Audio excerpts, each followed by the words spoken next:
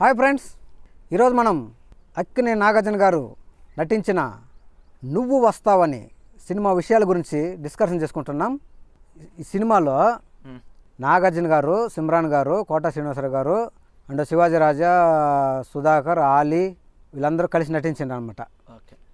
ఈ సినిమా 2000 సంవత్సరంలో రిలీజ్ అయింది. నాగార్జున గారి కెరీర్లోనే చాలా పెద్ద హిట్ అయిన సినిమా. అంటే ఒక అన్నమయ్య తర్వాత, అంటే ఒక గీతాంజలి, ఒక శివ, ఒక హలో బ్రదర్, తర్వాత అన్నమయ్య, వాటి తర్వాత ఇంక పెద్ద హిట్ అంటే నాగార్జునకి నువ్వు వస్తావు అనమాట. సిల్వర్ జూబ్లీ మూవీ 175 days ఆడిన మూవీ అనమాట. ఈ సినిమా ఫస్ట్ తమిళంలో వచ్చింది. విజయ్ సిమ్రాన్ నటించిన తుల్లాది మననం తుల్లుం. అక్కడ తమిళనాడులో పెద్ద హిట్ అయిన తర్వాత మళ్ళీ తెలుగులో రీమేక్ చేసిండ్రు. అదే సూపర్ గుడ్ ఫిల్మ్ సంస్థ వాళ్ళు, అదే ఎస్ఏ రాజ్ కుమార్ గారు కాంబినేషన్లో నాగార్జున గారు సిమ్రాన్ గారు కలిసి నటించిండ్రు. తర్వాత వేరే భాషలో కూడా కన్నడలో కానీ ఇంకొక లాంగ్వేజ్లో కానీ రిలీజ్ అయినాయి. బెంగాలీ అంతా రిలీజ్ అయింది కదా, అన్ని భాషల్లో రిలీజ్ అయింది. రీమేక్ అయింది. ఈ సినిమా స్టోరీ పరంగా చెప్పాలంటే ఒక సిమ్రాన్ గారికి కళ్ళు పోతాయి అన్నమాట. నాగార్జున గారి వల్లే కళ్ళు పోతాయి, కానీ ఆ విషయం నాగార్జున గారికి తెలీదు. ఒక ల్యాబ్లో యాసిడ్ పడి ఒక ప్రాక్టికల్ చేసేటప్పుడు ఒక కెమికల్ ల్యాబ్ ఉంటుంది అనమాట. అది అనుకోకుండా సిమ్రాన్ కళ్ళలో పడడం వల్ల సిమ్రాన్ గారు కళ్ళు పోతాయి. ఆ కళ్ళు పోవడం వల్ల ఇంకా సిమ్రాన్ గారికి కళ్ళు ఎలా తెప్పించాలా, సిమ్రాన్ గారిని కలెక్టర్ని ఎలా చేయాలా అనే విషయం పైన సినిమా జరిగిపోతూ ఉంటుంది అనమాట. ఇక సీన్స్ విషయానికి వస్తే మదర్ సెంటిమెంట్ ఉంటుంది కదా. వాళ్ళ మదర్ అప్పుడప్పుడు లెటర్ రాయడము, నాగార్జున వాళ్ళ అమ్మకి డబ్బులు పంపించడము, వాళ్ళమ్మ తిరిగి మళ్ళీ నాగార్జున డబ్బులు పంపించడము, వాళ్ళ అమ్మ చచ్చిపోయిందనే విషయం కూడా తెలుసుకొని బాత్రూంలో పోయేసి ఒక్కడ కూర్చొని ఆడవడము, ఆ సీను చాలా బాగుంటుంది అనమాట. మెయిన్ వాళ్ళ అమ్మ చనిపోయిన తర్వాత ఆ సీను హైలైట్గా ఉంటుంది. మళ్ళీ కోట సీన్స్ అన్నీ బాగుంటాయి. అందులో కోట శ్రీనివాసరావు గారు ఒక తాగుబోతు మనిషిగా నటించుంటాడు. హైలైట్గా ఉంటాయి ఆ సీన్లన్నీ. కామెడీ సీన్స్ అయినా ప్రతిదాన్ని మందుకు లింక్ చేస్తాడు, అవి బాగుంటాయి. అది కోట శ్రీనివాస గారు కామెడీ బాగుంటుంది. ఆలీ గారు కొంచెం ఆడవేషం వేసుకొని నటించిన కొన్ని సీన్లు కామెడీగా ఉంటాయి, అది నవ్వు వస్తుంటుంది. తర్వాత ఇంటర్వెల్ తర్వాత వచ్చే సీన్లలో రైల్వే స్టేషన్లో అనుకోకుండా ఒక సూట్ కేసు వేరే ఒకరు తీసుకొచ్చాడు పెట్టడంతో కుక్కలు అదే టైంకి వచ్చేసి నాగార్జున పట్టుకుంటాయి అనమాట. పోలీస్ డాగ్స్ వచ్చి పట్టుకున్నప్పుడు అనుకోకుండా నాగార్జున దాంట్లో ఇరుక్కునేస్తాడు. అలా చేయని తప్పుకి 7 సంవత్సరాలు జైలు శిక్ష అనుభవించి తిరిగి వస్తాడు అనమాట. ఎన్ని కూడా మంచి మంచి సీన్లు ఉన్నాయి దీంట్లో. ఇక మ్యూజిక్ విషయానికి వస్తే ఈ సినిమాకి ఎస్ఏ రాజ్ కుమార్ గారు music director. S A Raj Kumar గారు మ్యూజిక్ డైరెక్టర్ అంటే 100% దాంట్లో ఎన్ని సంవత్సరాలు అయినా సరే మళ్ళీ మళ్ళీ వినాలనిపించే అలాంటి సాంగ్సే ఉంటాయి. ఆయన మ్యూజిక్ కొట్టిన ఏ సినిమాలో అయినా సరే ఇప్పటికీ ప్రతి ఒక్కరి ఆల్బమ్స్లో నువ్వు వస్తాను ఉంటుంది, నిన్నే ప్రేమిస్తూ ఉంటుంది, సూర్యవంశం ఉంటుంది, రాజా ఉంటుంది. ఆయన సాంగ్స్ అంత బాగుంటాయి అన్నమాట. అలాగే ఈ సినిమాలో పాటల పల్లకి విన సాంగ్ బాగుంటుంది, మేఘమై నేను వచ్చే సాంగ్ బాగుంటుంది. అన్నిటికంటే ఎక్కువ ఫేమస్ అయ్యింది నువ్వు వస్తా అంటే ఫస్ట్ గుర్తొచ్చేది పాటల పల్లకి వై. ఈ సాంగు సుద్దాల అశోక్ తేజ గారు ఒక సాంగు, సిరివెన్నెల సీతారామ శాస్త్రి గారు ఒక సాంగ్ రాసినంట. సిరివెన్నెల సీతారామ శాస్త్రి గారి దగ్గర ఒక సాంగ్ రాపిచ్చిండ్రు పాటల పల్లకి సాంగ్.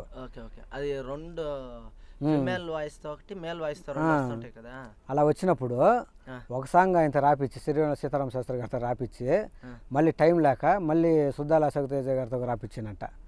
మళ్ళీ క్లైమాక్స్కి వచ్చేసరికి మళ్ళీ సీతారామ శాస్త్రి గారే ఒక సాంగ్ రాసినంట, సాడ్ సాంగ్. సో మంచి సాంగ్స్ ఉన్న సినిమా ఇది. ఈ సినిమా అంత పెద్ద హిట్ అవడానికి ప్లస్ పాయింటే సాంగ్స్. మెయిన్ ప్లస్ పాయింటే సాంగ్స్. కిడ్నీ దానం చేసేటప్పుడు నీవే దేవునివి చల్లనయ్యా అనే ఒక సాంగ్ ఉంటుంది అనమాట. అది మంచి సాంగ్. 2-3 లైన్లు వస్తుంది, అది మంచి సాంగ్. సో సాంగ్స్ అన్నీ కూడా బాగుంటాయి దీంట్లో. ఎస్ఏ రాజ్ కుమార్ గారు మంచి సాంగ్ ఇచ్చుంటారు. అలాగే ఇంకా డైరెక్షన్ విషయానికి వస్తే ఈ సినిమాకి విఆర్ ప్రతాప్ డైరెక్టరు.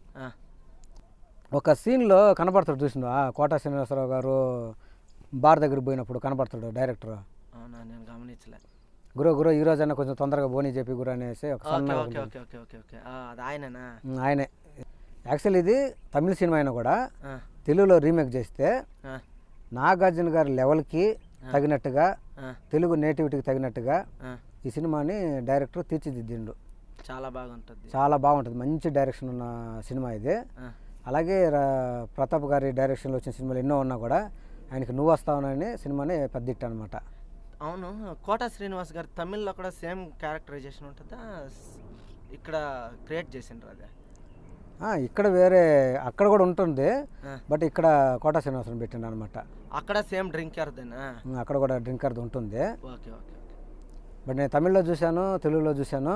ఆ. విజయ్కి తగినట్టు విజయ్ లెవెల్కి తగినట్టు తమిళ్లో చేసిండ్రు. తమిళ్కి తెలుగు తేడా ఏమంటే తమిళ్లో డాన్స్ బాగుంటుంది, తెలుగు కంటే తమిళ్లో డాన్స్ బాగుంటుంది. ఇంకా ఒకటి నేను మర్చిపోయింది ఏమంటే తెలుగులో అద్భుతమైన సాంగ్ ఉంది, తమిళ్లో కంటే ఆ సాంగ్ తెలుగులో అద్భుతంగా ఉంటుంది. తమిళ్ దుడ్డు దుడ్డు అనేసి ఒక సాంగ్ ఉంటుంది తెలుసా? తెలుగులో అది రైలు బండిని నడిపే సాంగ్. రైలు బండి నడిపే ఆ సాంగ్ ఎలా మర్చిపోయావు నువ్వు? అదే పాటల పల్లకి పోయే సాంగ్ బాగుంటుంది, రైలు బండి నడిపే సాంగ్ బాగుంటుంది, కొమ్మ కొమ్మ విన్నాం సాంగ్ బాగుంటుంది, నీవే దేవుని అనే సాంగ్ బాగుంటుంది, కళలోనే కలగనలేని సాంగ్ బాగుంటుంది, క్లైమాక్స్లో వచ్చే పాటల పల్లకి బాగుంటుంది, నీకు మేఘమై నేను వచ్చాననే సాంగ్ బాగుంటుంది. నీకు ఏ సాంగ్, ఒక సాంగ్ ఎక్కువ ఒక సాంగ్ తక్కువ కాకుండా ప్రతి ఒక్క సాంగ్ బాగుంటుంది. అందులో ఎక్కువగా పాటల పల్లకి పోయిన సాంగ్ ఎక్కువ ఫేమస్ అయింది అనమాట. నాకు పాటల పల్లకి ఎంత ఇష్టమో రైలు బండిని సాంగ్ కూడా చాలా బాగుంటుంది. లిరిక్స్ అయితే అద్భుతంగా ఉంటాయి దాంట్లో. బట్ ఏమంటే ఫస్ట్ ఆల్రెడీ సూర్యవంశంలో ఒక సాంగ్ వస్తుంటుంది, కిలకిల నవ్వే అనే సాంగ్. ఆ సాంగ్ని తమిళ్లో పెట్టుంటారు అనమాట, తొడ తొడ అనే ఒక సాంగ్. మళ్ళీ దీంట్లో వేరే రకం పెట్టుంటారు అనమాట, కొమ్మ కొమ్మ విన్నావమ్మ సాంగ్. ఆ ప్లేస్లో ఈ సాంగ్ పెట్టుంటారు అనమాట. సిమ్రాన్ని అట్లా పల్లకిలో ఊరేగిస్తున్నారు. రీమేక్ అవుతుందని తెలియక ఆ సాంగ్ అట్లా పెట్టేసిండ్రు మళ్ళీ ఇట్లా. బట్ తమిళ్లో, తెలుగులో, కన్నడలో రవిచంద్ర సార్ కూడా ఓ నన్న నల్లి అనే సాంగ్ సినిమా చేసింది అనమాట. ఓకే, కన్నడలో ఓ నన్న నల్లి. ఓ నన్న నల్లి అది కూడా కన్నడలో పెద్ద హిట్ అయింది రవిచంద్రన్ గారు. ఓ నన్న నల్లి. ఓ నన్న నల్లి ఓకే, కన్నడలో హిట్ అయింది, తమిళ్లోనే హిట్ అయింది, తెలుగులో హిట్ అయింది. ఇక ఈ సినిమా చాలా పెద్ద హిట్ అయింది, నాగార్జున గారికి మంచి పేరు తెచ్చిపెట్టిన సినిమా, 175 days సిల్వర్ జూబిలీ ఆడిన సినిమా. ఓకే ఫ్రెండ్స్, ఈ సినిమా విషయాల గురించి మేము మాట్లాడుకున్న ఈ డిస్కషన్ మీకు నచ్చినట్లయితే లైక్ చేయండి, షేర్ చేయండి, మా ఛానల్ని సబ్స్క్రైబ్ చేసుకోవడం మాత్రం మర్చిపోవద్దు. Thank you friends.